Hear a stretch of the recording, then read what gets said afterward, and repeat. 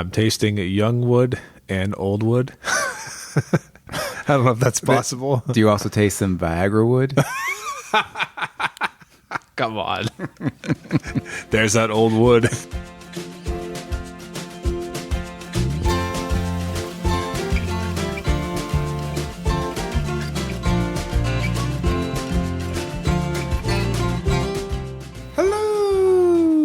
And welcome everyone to episode 47 of The Mashup, the best bourbon conversation you're going to hear all week long. We're your hosts, Michael, Anthony, and Steven. Hello, sir. Hello. How are you doing tonight? Oh, I'm just trying to recover from post-Christmas activities. Oh, yeah. This time of the year, that kind of lull that you get. I know what you're talking about. Mm-hmm. It's kind of somewhere between a food coma, too much alcohol maybe, and just too much excitement. So before Christmas, we have to kind of purge the house a little bit of broken toys, toys no one plays with, for the onslaught of new, exciting, bulky, lots of room-taking items. I chuckled over here because we legit did that at my house. Yep. We sat down and cleaned all the kids' toys, trying our best to make room for what we knew was coming, and I looked at my wife and I said, well, we're blessed and everything. I said, but what are we going to do with all this? We always give them like a bag or a box and force them to, get rid of what they don't like voluntarily. Really? Before we go through it. This is a good idea. Yeah. And either we just trash it. She tries to sell like one or two items that may have all the pieces, and then we just give the rest of it away to Goodwill. And right now, I mean, the house looks like it just vomited Christmas presents everywhere. And we're trying to get things in place, but of course they're bigger, newer. Oh, yeah. And just, we don't know where to put them. Well, we try to put things away. I don't know if this happens in your house. Well, yeah, I know it happens in your house because I just walked through the front door and came down here to record, and I saw the toys everywhere. But we'll put things away. My wife and I are feeling good about ourselves. And then next thing you know, when I say next thing, I'm talking like 30, 40 minutes later, everything we put away is out again, and then 10 more things. And so that's what the house looked like tonight before I left, just covered in toys. And the other thing I'm trying to get used to is not listening to Christmas music for 2 months. I don't know what's worse, the Christmas music or right now my kids are on the Chipmunks. Oh, God. And so all they want to do is listen to Chipmunk songs. But when they got the Chipmunks Christmas music, then it's even worse. But I mean, yeah, I'm kind of happy to put the Christmas music away this year. Well, it's one of those things like, oh, it's fun. You'll listen to it. And then it's like, it's just been on for so long. Yeah. And it's just kind of like you're in the car and that's what you're listening to. But now, it's off. So I was forced to listen to normal radio. And I was like, oh, there's a song I haven't heard in a while. And I was listening to it. And then like literally 10 minutes into like listening to radio, I was like, oh, same stuff. I'm bored. You're like, I didn't want the Christmas music. And now I got the regular radio back. And I'm salty. I'm over there going through all 6 presets. And I'm like, where's the Christmas music? Just for me to put it on. You're like, rocking around the Christmas tree. Yeah, there you go. That and I'm trying to lose weight from, I think I inhaled 3 bottles of bourbon cream. Oh, yeah? Over the last couple days. It's just so easy to put down. And I found something out. So, you found out bourbon cream will make you gain weight? That is the first thing. Okay. The second thing is, so everyone wants the Buffalo Trace bourbon cream. Yeah. Okay, I walked into Kroger probably a couple weeks ago, and I think their rep was there. Maybe Republic National or whoever it is. Whoever. Yeah. And so they were out of the Buffalo Trace, and they told me to pick up they said the Kroger bourbon cream. Was that Stonehammer? That's the Stonehammer. Oh, nice. Is bottled in the same place as the Buffalo Trace. Oh. I was like, sure, I'll pick up a bottle. It was only $2 or $3 cheaper, at the time than Buffalo Trace. So I tried it, and I was like, oh, it's good. And so I was lucky enough to have one more pour left before I opened up the Buffalo Trace. Okay. And so I really got a side-by-side comparison. Oh, I can't wait to hear this. Have I been wasting money all these years? They are damn close. Are you serious? I think there might be a hair difference in the Buffalo Trace. And I don't know if the hair is better or worse, put it that way, than the Stonehammer. Okay. And so if you see if you can save yourself a few bucks and you're going to go through a couple bottles, the Kroger was excellent. That's something to consider now. And I also know that isn't this the first year that Jim Beam has put out a I didn't get to try cream? it. I got one of the Kroger and I got 2 of the Buffalo Trace, since that's what I've been working on. Okay. But I haven't. I was actually wanting to get a couple more bottles of the other stuff, but I think my belly can't handle anymore. I gotcha. Yeah. I know I mentioned in a previous episode that I like the Barton chocolate bourbon ball. No, And, that's good. I didn't see a lot of it though. It came out like really early fall here, and then it never restocked for Christmas, which was very weird. So, but other than drinking too much bourbon cream, did you get anything for Christmas that was exciting? I got a nice bottle of Woodford Reserve. Oh, nice. Other than that, just some other odds and ends that I got. Underwear and Socks and those kind of things. Yeah.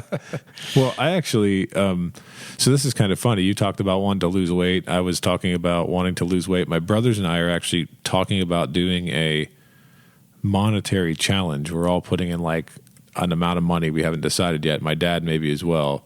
And we're going to see who can lose the most weight by family vacation in July. So I'm motivated now. You know, that extrinsic motivation works for me.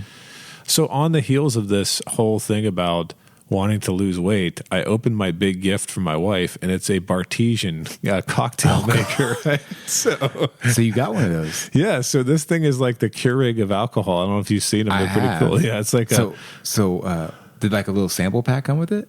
Yeah, she bought like this sample pack. It had like whiskey sour and cosmopolitan and margaritas and all kinds of stuff, like stuff I don't typically would drink all the time. And so we've used it one time since Christmas, and it makes pretty good drinks. I'm not going to lie. You can make them like in strong or regular or a mocktail even. Kind of like a Keurig. It's kind of like a Keurig, but the one thing I did notice is that the drinks, in my opinion, sometimes still need to doctor up a little bit. You know what I mean? Oh, really? Yeah. Is this one of the things like just it's all in one capsule, or do you provide like the alcohol part of it? So there's like 4 bottles that sit on the outside of this, and you fill them with the spirit that's on there. So it's whiskey, vodka, it's rum or gin is in the same slot, and the other slot is tequila. Tequila, okay. Yeah. And so you put the pod in, and that pod contains the mixture of whatever drink you're having, and there's also a water reservoir, so it mixes the water, the concentrate, and the alcohol all at the same time, and pours it into a glass for you.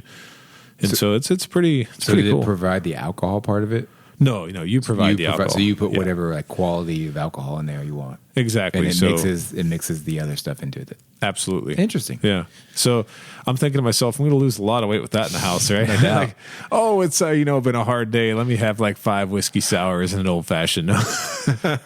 Or just hit me up a couple more margaritas on the rocks. There you go, right? Yeah. I got to know what's going to happen now. You're going to be over my house now trying to use the cocktail maker, aren't you? But you know what's funny about gift giving and alcohol? You mentioned Woodford Reserve, and I'm talking about the Bartesian thing. When we're really into bourbon and people know that, it's hard for people to get gifts that you want. So I mean, I don't know. Did anybody ask you anything? No. I wondered because my family sometimes will ask me questions. I get questions from people from afar as well. So one of our listeners in Columbus, who's named Ashley, by the way. So we got all Ashleys everywhere, right? It's an old friend of mine, and she had contacted me and asked me about the smoking stuff, like the devices used to smoke drinks, like smoke guns or smoke chips. And so I had a recommendation for her, and I was just thinking to myself, like, here's where we got with bourbon when people are asking me my recommendation on these things, and I don't know a whole lot about them. I mean, I know enough about them, but it's hard to buy the gifts for the bourbon connoisseur. It's just a hard category. We should have a whole episode on that at some point in time. What do you think? I see those video shorts of like, the blowtorch and the wood and the cap and the old fashioned or the pour, and let it sit there. And I don't know if those even interest me because I guess I've had such a bad experience with Scotch. Okay. And I hate the smoke flavor. And I'm wondering if that's the same thing or if it's different. Like, because of my experience, I don't even want to try that, but yet I may like it oddly for some weird reason. Yeah, I've not been one of those people either. This is very sacrilegious. I'll just put it out there and then everybody can stop listening and get angry with me. But, like, I'm not a huge cigar guy with bourbon. Like, it's a once in a while thing for me. And I also don't, like you, think that I I like to sip bourbon neat. I like to put it on the rocks. I do like certain bourbon cocktails, but I'm not like, I don't get too adventurous. And so I'm also kind of, based on what you're saying with the smoke flavor, potentially, I'm not sure if I'd like that, but I know it's a hot thing right now. A lot of people are doing it, talking about it. It's just a very trendy thing, and I'd like to know how it tastes. I mean, it'd be awful for me if they smoked it and garnish it with some peat. That does not have my number in whatsoever. Well, before we get to this week's bottle, I want to make a little announcement. We're trying to get more people to review us on an Apple podcast. So whoever reviews us, we'll go ahead and give you a shout out on the podcast. So we wanted to give a shout out to Landon this week. Yep. For his very, very gracious and kind words on Apple Podcast. Awesome, yeah. Landon's been a great listener, and we love hearing from him. Right. So if you guys enjoy us and you haven't reviewed us yet on Apple Podcasts, go ahead and do that for us. We really appreciate it. Yeah, and we really appreciate you guys spending New Year's Eve with us too, because that means a lot. I mean, come on, it's true. Well, for this week we have a bottle of Noah's Mill bourbon. Yeah. So Noah's Mill is distilled by the Willett Distillery, also known as Kentucky Bourbon Distillers previously. The bottle date is 2021.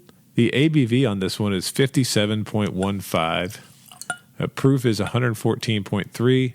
This is a non-age stated bourbon, but if you look at all the different press releases or different ways that people write about this on the internet, it's not age stated, but it's anywhere from 4 to 15 to 20 years old, so it's a blend. The mash bill is unknown because it's a Willett product. They have a lot of different things that they're distilling there, and they have a lot of different things that they've sourced. And the MSRP on this one is $60. All right, first off, this bottle. I can't tell you how many times I've seen this and its younger brethren. Rowan's Creek. You just pass them on the shelves. Yep, they just sit there. They sit there, and it's just this nonchalant bottle that's usually sitting on like a top shelf out of your line of sight. And it's got this simple, it's very, very cool, like old-fashioned-y, like drawn label, of an old-fashioned scene in the country. But I can't tell you how many times you pass this up.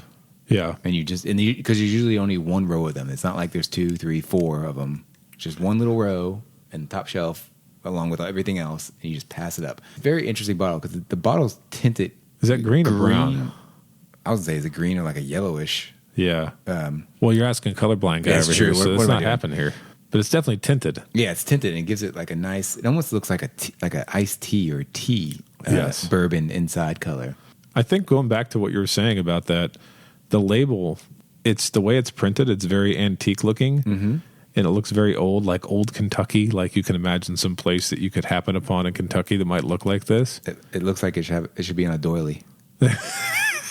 And that's the problem. That's right. I was going to say that it's just such a plain looking, nothing stands out about it. It's so old timey that it's like just kind of frozen in time. And maybe if you pass it, you're like, what's that? Noah's Mill. Yeah, it doesn't look like anything I would drink, right? Right. But there's nothing old timey about the proof of this thing. Oh, yeah. 114.3. So this is a genuine bourbon whiskey handmade in the hills of Kentucky. That's pretty interesting. Where it's handmade in the hills. That's what it says. Yeah, I wonder what hills they're talking about. And then the other thing is, if you look on the side here, it has this little. It's like a batch number, and so this one says 21. I would say it's 2151. 2151. It just says that this is small batch bourbon, handmade in Kentucky, aged in new charred oak barrels. I mean, like, is it supposed to be another way? And then there's a little bit of information about Noah's Mill here, but this thing has evolved over the years in terms of the way the bottle has always looked the same, but they've done different things to it. So this used to have a wax top on it. Wax top, yep. Yeah, we'll have to bring that up later because a lot of people signify the time periods with the wax top and age statements, because it used to have an age statement as well, as being, the time when Noah's Mill may have been a better bourbon. And to tell you the truth, I've never had Noah's Mill age stated. I have had a wax top one before. We'll talk about that here in a moment. But I don't know. As these companies evolve, we've talked about it in previous episodes. I don't know how they stay consistent with what they're offering, especially if they've changed the age and where the bourbon's coming from over many years. And if, like you said, they're blending several years together. Yeah. Do you think there's anything remarkable, though? You talked about how plain this is. Did we say, is this a real cork or not? Can't get this darn thing off of here. It's a synthetic cork. It does keep a really tight seal. It does. Yeah. But yeah, it's a classic wine bottle. It's so funny that an entry level or mid tier bourbon bottle, they try to do all these like crazy designs, like with ripples or with funky angles. Yeah, or it looks like a ball or whatever. But then when they get to the BTAC, the Pappy, the Willet high end, they're just simple wine bottles. Yeah, they really are. And so is this thing trying to say it's reached that level? Maybe. I mean, it's always looked like this, but it's pretty interesting to hear you say that now, because I never thought about that. Like, most of the stuff that people really go after is in some very plain bottles with plain labels. Yeah. So, yeah, you can't get any more plain than a Lot B, can you? It looks like somebody printed that out on it's at home. Like home printer from the 1980s. Here's your Lot B label. Here's your inkjet. Yep, there you go. Well, should we go for our first notes? As normal, we let this thing breathe for 25 minutes. Yep. It's really opened up. Yeah. I mean, I know I say a lot, but in the beginning you had the 114 heat come through. Now it's kind of mellowed out. Yeah, right when you put it into the glass, it had a very hot smell to it. And what I really wish, guys, is that you could capture that 25 minutes that we're waiting for this stuff, because that's where the real conversation happens. Maybe one day if we get some equipment, we can. There you go. Maybe we can Instagram live it for a few minutes before we hit record on the podcast. Everybody be like, "What the heck are those guys doing?" Idiots. Oh, right off the bat, you get the brown sugar. You get some of that apple notes, maybe a little more citrus, like an orange. You get some nut, I think. The one thing that really stuck out to me is, you get a fair amount of oak. And in addition to some of the things you mentioned, what this reminds me of, you got to follow me on this for a second. So when I was 16 years old, one of my major gifts from my family, I think it was my grandparents, gave my parents $200 and said, go buy him a really nice leather jacket. So it was something for a Greek kid. You being Italian, you could probably relate a little bit. Yeah. And so we're going to get this really nice... It's like the two things. You get a leather jacket and a chain. And a chain, yeah, exactly. I think in our family, it's a chain, a leather jacket, and a watch, right? So those are the rite of passage right there. And so what I remember is putting that leather jacket on and the smell of it, like that hide leather smell. Yep. And I'm picking that up big time on the nose. So I know it was a long and convoluted way to say leather, but I'm talking about a very specific kind of leather. Specific. It's the inside of a really quality leather jacket. Exactly. And it's hide you're smelling. Exactly. 100%. I can pick it up. Yeah. Yeah.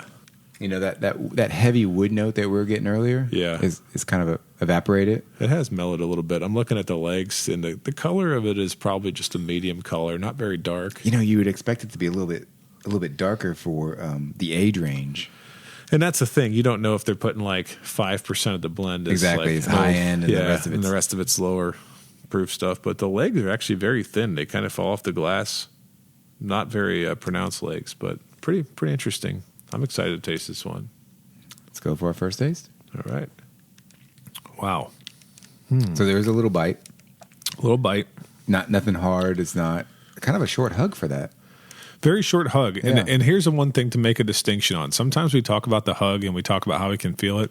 This was not really a hug. It was much like it just went down, burned a tiny bit. There was a faint burn, but it was not a hug. Right. Yeah. And you kind of just felt it just continue down. Dissipated. Yeah. This is going to be the most nonsensical thing I've ever said. I'm tasting young wood and old wood. I don't know if that's possible. Do you also taste some Viagra wood?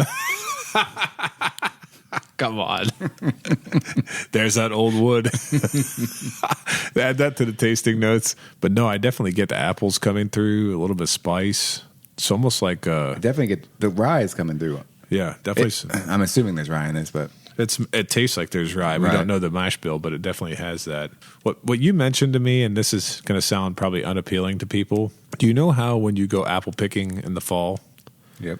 And you go out into the orchard and there's all the apples laying on the ground. So they've kind of created a scent. And I'm not saying it's rotten apples because this is not a rotten apple scent, but the smell, the fragrance of just apple juice. And it for kind of fermenting in the sun. Yes. Yeah. There you go. That's that's something I'm getting from this.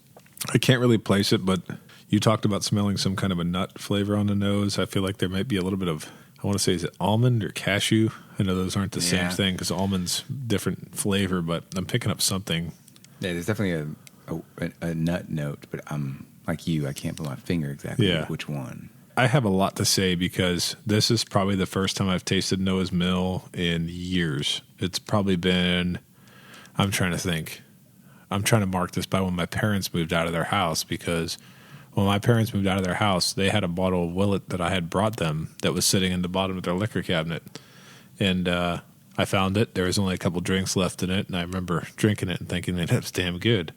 And this tastes not the same, but then again, that was 4 years ago. And I think the first time I tasted this product was maybe 2012. But I'll get to that in a minute. So it's kind of weird that, this 15-year product, and of course we don't know the ratio of all these years, but it's not too dynamic like some of the other like higher end whiskeys are. That may even be a few years younger, but it's a single barrel or whatever. Is this balanced? And that's actually a really good point that you brought up, because I think that's the problem. I don't think this is balanced. And what I think is throwing me off is I'm getting these very oaky notes up front, and I'd expect there to be oak. Like, for example, everybody chases old BTAC product, 15-year George T. Stagg, 14-year William LaRue Weller, or whatever it is, 12 or 13-year William LaRue Weller. That's going to have oak taste to it. This has oak, and maybe that's what the old product is, but it's like I don't know how to explain it. It's almost like kind of a mess. So when you think about it, like, this is the third Willet product we've tasted over the course of the podcast. And so I'll jog your memory here and you can tell me what you remember. We tasted the Willet Pot Still pretty early on. That's a 2 big thumbs down. Yeah, as you guys know, it's become like the butt of most of our jokes, right. The Pot Still. And so we apologize, but we got to stay true to who we are. Then the other one we had was the Willet Blackened Rye, which, if memory serves me correctly, we all really liked that one. Surprisingly, we liked it. Yeah, we thought it was going to be a gimmick, but we really liked it. And so now we're here with tasting this bottle, which is a Willet product, but I'll tell you, probably, 70% of regular bourbon drinkers out there that might just be learning about the spirits probably would not recognize this as being something Willet, because it doesn't say Willet anywhere on it except for the back. The back, yep. And I didn't used to say that for the longest time. So, going off what you just said about what we've tried and the wide age of this bottle, are we nervous there's pot still in this? Oh, there has to be. And when you say that, I mean, is that what's keeping? Because when we're tasting it, the palate, I'm not getting much. We get a couple things, but for what you would think there's 15-year stuff in here, you would think there'd be more developing. More coming through with every flavor, more letting, getting air and breathing. But I'm getting what I'm getting and nothing more. Do you think there could be pot still? Oh, I think so. In this? Yes. I mean, 100%. When you look at it, so Willet's got all these products now. They have their regular family estate stuff, which is mostly single barrel. Then they have pot still. They got Old Bardstown. They got Rollins Creek. They got Johnny Drum, Pure Kentucky. All these different labels, and they have to be at this point in time. A lot of these products, when they started out, they were all source products. They weren't distilling anything there till 2012. You got to remember that. That's crazy to think of. Yeah, that's just crazy. You think it's been around for like ever, and then, and you're talking like less than 10 years. Oh, I know, but that's the thing. And the name that they have, right? Did you see what their barrel went for in the charity auction? The Willet Private Select barrel. Was that the 30 grand? No. No. The was it the 400? 400, yeah, $400. Yeah, 411. I think it was 411,000. Okay. And then they went and doubled down and said the second highest bid could get a barrel too. So they did 2 like 19-year-old single barrel, I believe, and raised $800,000 for charity. Man, so they kicked some butt up there. And mad respect, Good for them. But when it comes to like and hands down to those people that put up that money. Oh yeah, heck yeah, that's amazing. And when it comes to thinking about their products that they have there, since they have all their own distillate and they still have some old barrels there, they have to be walking like a little bit of a delicate balancing act when they're batching this kind of stuff and putting it together. So there's going to be stuff that overlaps. There has to be. So these people bought it's 400,000 they paid for a barrel, correct? Not a bottle. Yeah, it was a barrel of 19-year-old. So 19 years. There's a lot of angels share in that. Yeah, there could be little 100 bottles. We'll just go with 100 bottles. Yeah, so that's $4,000 per bottle. Yeah, and so that comes down to $235 a pour. And that's just At a private home. at home. That's not it. Malone's, We're balling. Tony's, Jeff Ruby's. Yeah, that's going to be a That's at home. $500 pour if you get a chance to buy that. I'd like to see that on the menu. Yeah. But you know what's amazing about that? And I know that we joke. We're talking about Noah's Mill tonight. We talk about the pot still before, and we joke about what we like and don't like. But the fact that they got that per bottle, the only other auction that came, per barrel, the only other auction that came close was Four Roses for, I think, a 20-year private select was like 300 and some thousand. So is that the same bottle? Is that the same thing that was just released that people paid $180 for? Yes, but I think that they just called it was a barrel. Yeah, it's a barrel of premium age. Okay. So it's like someone being able to do a private selection of the stuff that just came out of the gift shop. That's totally awesome. I was just wondering if it was the same thing that people just bought. Yeah, but you think about it though. Willett took the cake, man. They raised the most money. No doubt. In that charity auction, which raised $3.5 million, I think, for Western Kentucky. Mm-hmm. Pretty amazing stuff. Just that charity.